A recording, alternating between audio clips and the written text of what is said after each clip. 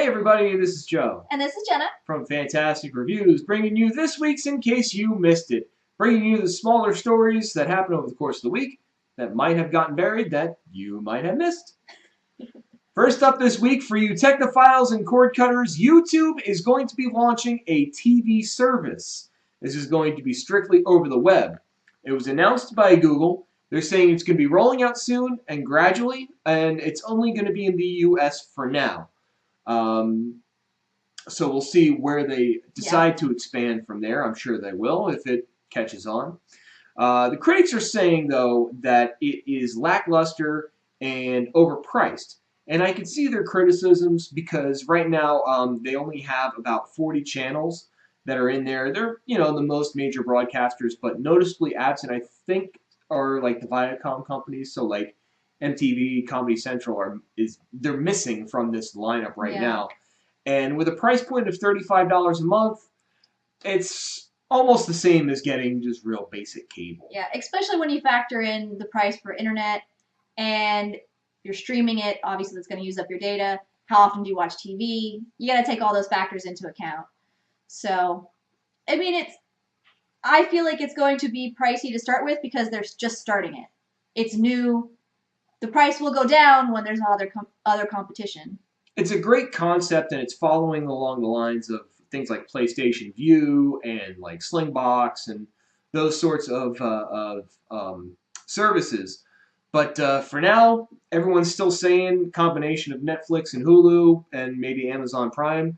It's still going to get you. They're still going to get you the best bang for your buck, especially now that they're allowing for add-ons like Showtime and things like that. Yeah, like you pay an extra like $5 a month or something for Showtime on Hulu or whatever the price is.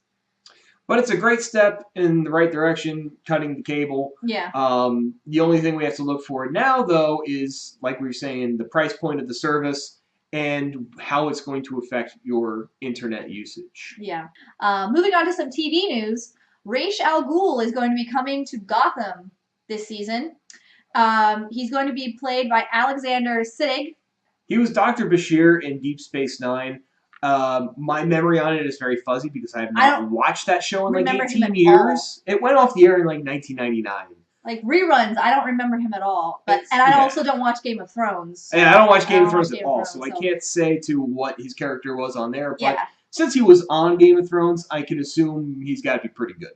Yeah, well, everybody's in Game of Thrones now, so. Yeah. But basically the plot of this is Bruce is going to find out that Ra's is pulling the strings behind the Court of Owls, and I assume hilarity will come, as always does in Gotham. The Gotham style of hilarity. Yeah. I don't know how I feel about the Ra's and Court of Owls tie-in, because he's always been so separate from everything. I think Gotham is becoming kind of a runaway train, and it's just getting away from everybody. Like, I think they had initially wanted it to be more like a procedural crime of the week, following the Gotham City Police Department and Jim's rise through the ranks. Which they should have. I think it would have been a great show if they stuck with that, but they started to focus too much on Bruce Wayne. And when you start focusing on Bruce Wayne, you start focusing on the Batman mythos, which this is pretty much a prelude into Batman, but I don't care about 12-year-old Bruce Wayne. I don't care. I'm okay with them following Bruce Wayne. I mean, to an extent. I mean, there's got to be there's got to be a limit to how much Bruce is in it. You have to. I mean, you have to have at least a little bit of Bruce Wayne in it because he's Bruce Wayne. He's the Waynes now. That's fine.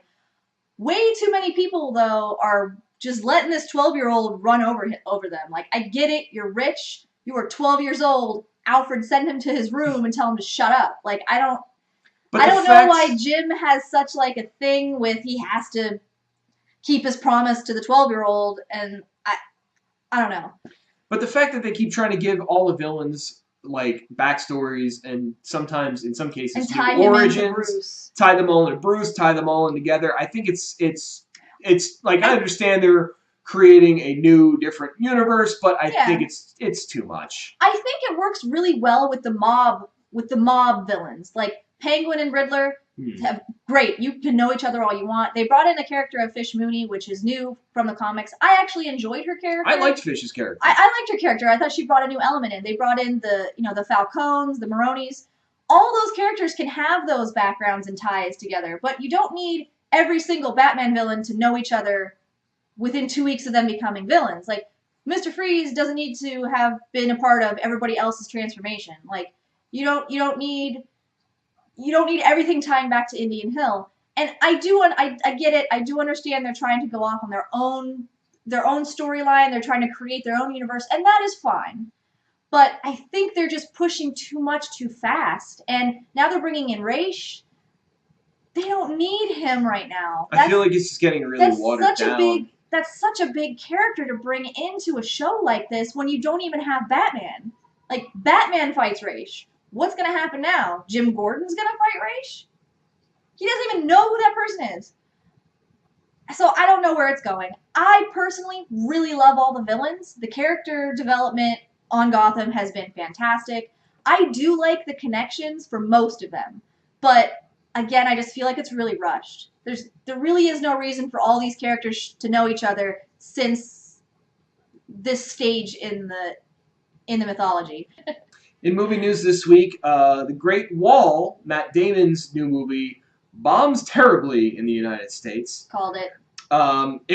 This movie was the largest U.S.-China co-production with a combined production budget of $150 million. That's a lot of money to mess up with. It's a lot of money. It did pretty mediocre in the Chinese market, though. I think it only made about half of what they were expecting it to make, but it did cover however much the Chinese production companies did put into it. So at least they got their money back. But to give you an idea, on the full $150 million budget, which is it was put in through 4 separate production companies equally. On the U.S. side, it was put in by Legendary Pictures and Universal Pictures. Well, Legendary Pictures is completely losing their lunch. They're losing $75 million on it. Yeah. Universal's losing $10 million plus whatever marketing materials they had put into it. They might recoup the marketing though. So they might recoup that. Marketing sometimes tends to pay off on its own. So in box office sales and whatever home release happens to come out for this movie, but in total, through 2 weeks, this movie made just under $35 million. And it's sad because for something like in the U.S., it made under $35 million. For something that was such a collaboration, it shouldn't have been a failure. It shouldn't have.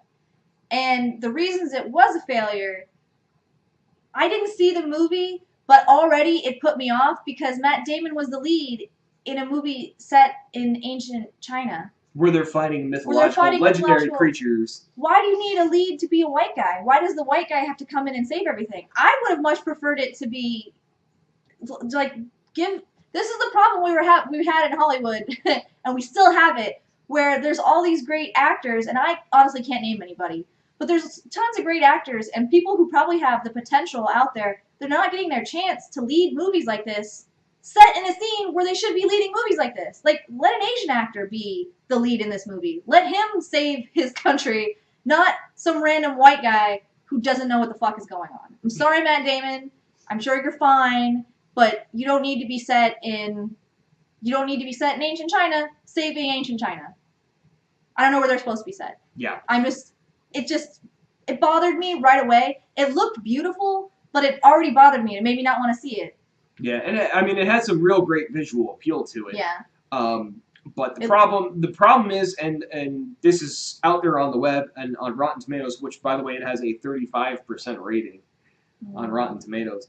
Many of the issues that people were having was that, especially on the production side, they were having issues combining Eastern and Western elements into a movie to try to make everybody happy.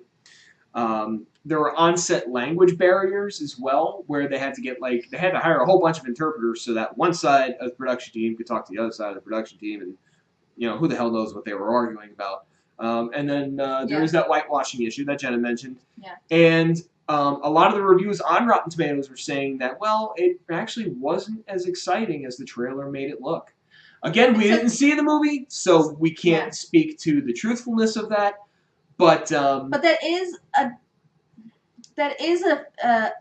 a disappointing trend lately, is that they're taking the few, like, 8 minutes worth of actual content that looks exciting from a movie putting it into the trailer, you go see the movie, and it's not what the trailer made it seem to be.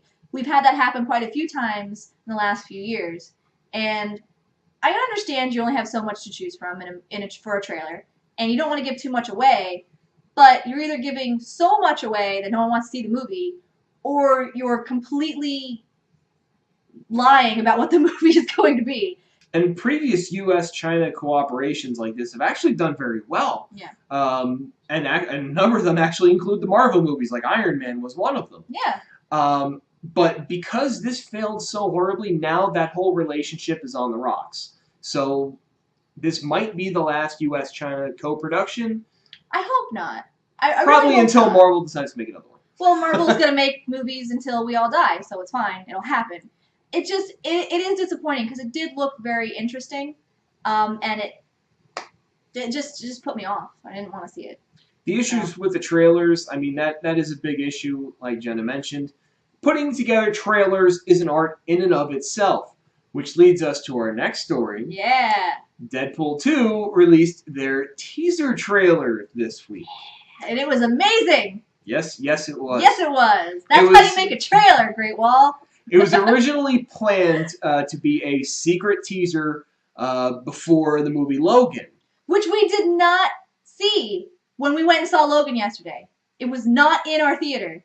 Come to find out, it seems to only be running in certain markets. So if you didn't see it before you went to see Logan, you're probably not in one of the markets that it ran. Which is balls. What market is that? I'll pay an extra to see these things. I'm lying. I won't. We got our tickets for free, but still. The trailer was shot by the new director, who's going to be directing Deadpool 2. His name is David Leitch.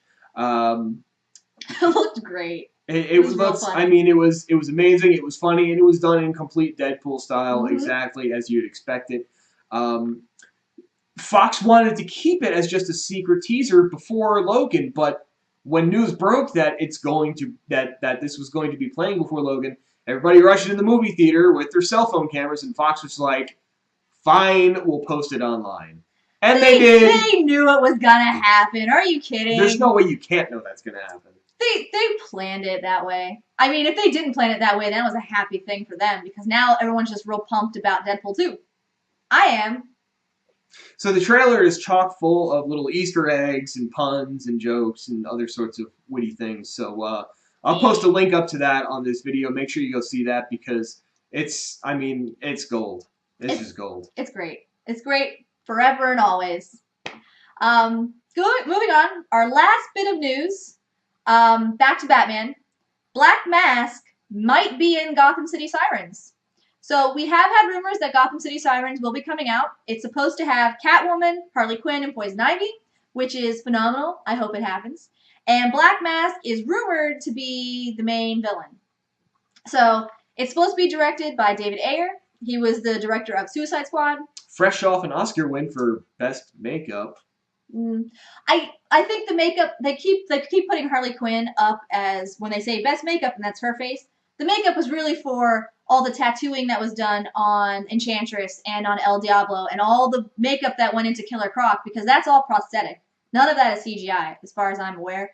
They had to make that makeup look and feel and work so that he can still have facial expressions. So I don't think that movie should have won that. There were better costuming options out there, but they did put a lot of time and effort into it, and good for you on your Oscar win, guys. Other than that, though, we don't really have very much known about Black Mask. There was a picture on Twitter of Black Mask on his Twitter feed as Batman under the Red Hood, so that was pretty cool. That's really all we got. That's all we got. That's really where this rumor is stemming from. It's just because he just put up that picture of Black Mask on his Twitter page. So I mean, it's not much to go on, but we know he's in talks to do it because that's kind of what he's moving on to next. Now that Suicide Squad is done and wrapped up, and the award season's over and everything.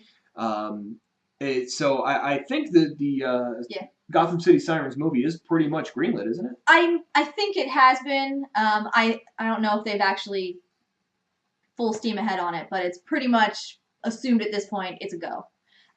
Black Mask would be a great character to be the foil to the women in the movie because it's someone that does have a lot of power and a lot of pull, and it's not just, oh, look, we have to fight Batman again. And I know Black Mask has butted heads with Catwoman in the past. I don't know so much about Ivy, but we know that Catwoman interacts with Ivy quite a bit. And Harley Quinn is always around Ivy. Yeah. Harley and Ivy, I hope they kiss. They're girlfriends, and I approve of it. Black Mask would be a really interesting add to the DCEU because he's a very different type of villain than what we've seen before in these movies. Psychotic mob boss. Oh, yeah. Really. But also super just terrifying. Yeah. He's ruthless, and you don't really see it overly much because he's not ruthless in a funny way. He'll just kill you. Yeah. And then go and have breakfast while your dead body lays there, and his henchmen clean it up. Yeah. He's kind of like what's the guy from Daredevil? The Kingpin? Kingpin. There's similarities there. Like, he'll kill you. I can see and then his people will have blood on their faces and just be silent and hope he doesn't want to kill you too.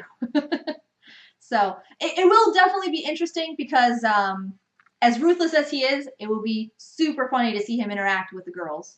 So. And let's hope that a movie like this can pull the DCEU out of the rut that it's in. Yeah. I mean, Suicide Squad was okay. It definitely had some writing errors, so I think they just need to work on their writing really more than anything else. If they can get the writing fixed, I think the rest will fall in line. It may not even necessarily be the writing itself so much from Suicide Squad as that they had, seems to be like they had two different stories told from two different, like they had two different writers and they decided to smash them together. Mm. And if they just stuck with one or the other, it would have been better. Not saying that movie was bad. It just could have been better. But either way, I am excited to see what happens with this movie. There's a lot of potential for characters in the DCEU if they write them correctly. So that's the last thing I have. So what do you guys think about Black Mask being the possible main villain in Gotham City Sirens? What about YouTube TV? Does it sound like something you're going to sign up for? I already don't pay for YouTube Red. Personally, I'm not going to pay for TV on YouTube. Right. It's not happening for us. I have Hulu and Netflix. But if it gets better, we might. Are you following Gotham? Do you feel as we do about it? Let us know in the comments. Is there something you want us to talk about in future episodes? Is there something we missed? Is there something you don't agree with us on? We really want to hear from you guys. Yeah, let us know what's going on out there, and if there's any news you want to cover or just talk about. We'll reply to your comments, probably. Drop us a like, subscribe to our channel to catch future installments. Find us on Facebook and Twitter. Anything else? No, I frequent nowhere else but Facebook and Twitter and YouTube. All right, well then that'll do it for us. We'll see you guys next time. Bye, Internet.